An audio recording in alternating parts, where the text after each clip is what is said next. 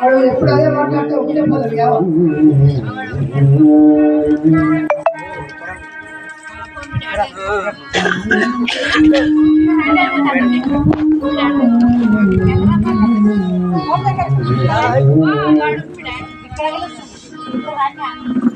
విషయాలు రాసుకోండి. యావ చేవ రావ పోవ శివగిరి క్షేత్రం మహాశివుల స్వామి వారి యొక్క దేవస్థానాన్ని మా యావపేట గ్రామాన్ని కలుపుతూ మరి అవధాని గారు పూర్తి చేస్తున్నారు. యావ చేవ రావ పోవ భవహరా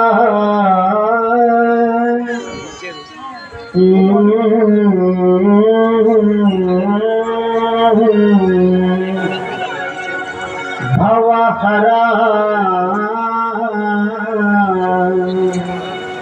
వరముల భవహరా భవహరా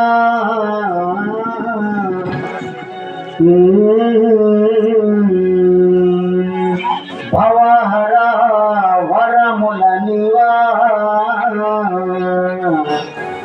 పార్వతీశ. ఒక పాదం అయిపోయిందమ్మా. భవహరా వరముల నివా పార్వతీశ. భవహర అంటూ ఎత్తుకున్నారు. భవ హర అంటే ఆపదలు తొలగించేటటువంటి వాడు శివుడు, భరించేవాడు.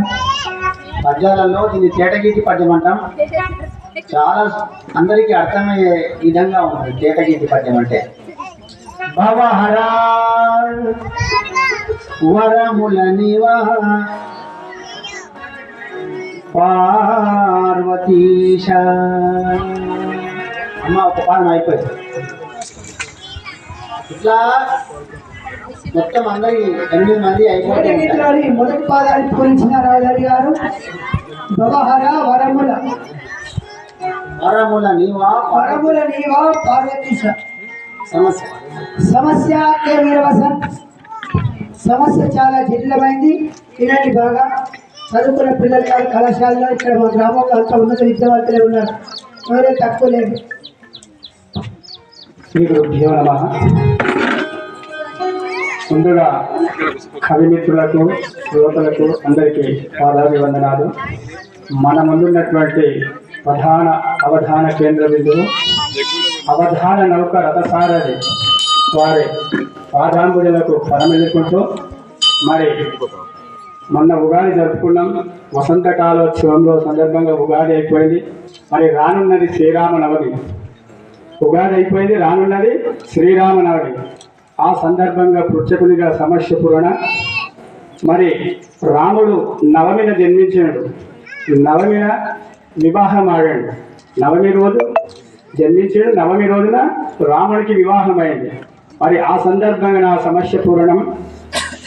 దశమిన మనువాడ సీత దశరథ రాముల్ దశమిన మనువాడ సీత దశరథ రాముల్.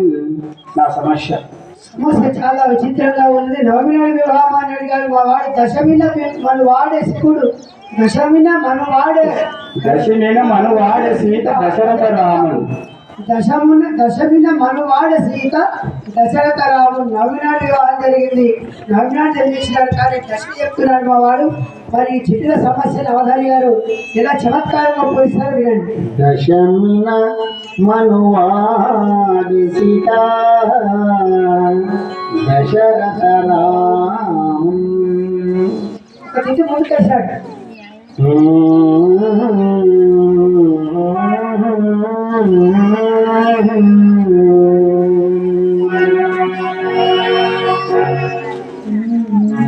దశ దిశలతో వెలుగొందుచు దశ దిశలను వెలుగొందుచు.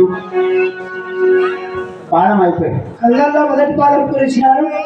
దశ దిశలతో వెలుగొందుచు, దశ దిశలను వెలుగొందుచు. ఆ శ్రీరామచంద్రుడు పెళ్లి నాటికే అతని యొక్క పేరు ప్రతిష్టలు యావత్ ప్రపంచానికి తెలిసిపోయిన. రాముడు అంటే సామాన్యుడు కాదు, తాటకి అంటాడు. విశ్వామిత్రుని యొక్క యాగాన్ని రక్షించాడు. రాక్షసులు ఎంతో మంది గురిమాడాడు.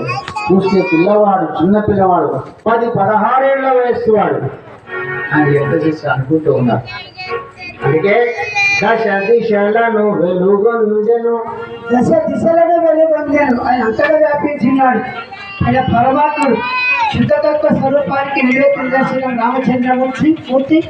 ఇప్పుడు వర్ణన బిఎన్ గౌడ్ గారు అందిస్తున్నారు. శతావధాని గౌరవమైన అంజయ్య సార్ గారికి, అలాగే ప్రేక్షకులకు నా నమస్సమాంజలు. ఈ యొక్క కార్యక్రమంలో ఆహుతులైనటువంటి మాతృమూర్తులకు, మిత్రులకు, సోదరులకు అందరికీ కూడా నమస్సులు. నాకు వర్ణన ఇచ్చారు. నా పేరు పందెపు గౌడు. నేటి సమాజంలో పసిపిల్లల పట్ల జరుగుతున్న అకృత్యాలను స్వేచ్ఛాచందంలో వర్ణించమని అడుగుతున్నా. నేటి సమాజంలో పసిపిల్లల పట్ల జరుగుతున్న అకృత్యాలను స్వేచ్ఛాచందంలో వర్ణించమని అడుగుతున్నా. నేటి సమాజంలో జరుగుతున్నటువంటి చిన్న పిల్లలపై అఘాయిత్యాలని, అత్యాచారాలని అరికట్టే విధంగా వారి స్వేచ్ఛా ఛందస్సులో పద్యాలు పూరించమని బిఎన్ గౌడ్ గారు పెద్దలు అడిగినారు. అవధాని గారు ఎలా సంధిస్తారో విన్నారు.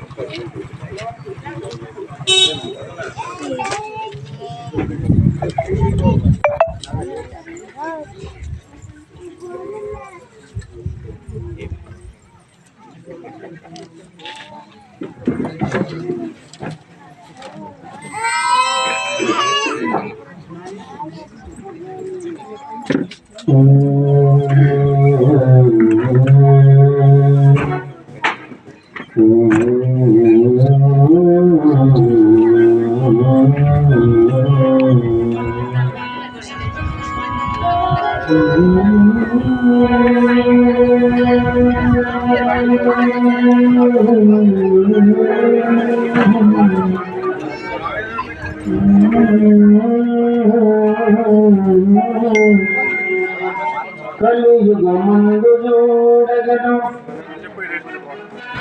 కలియుగమందు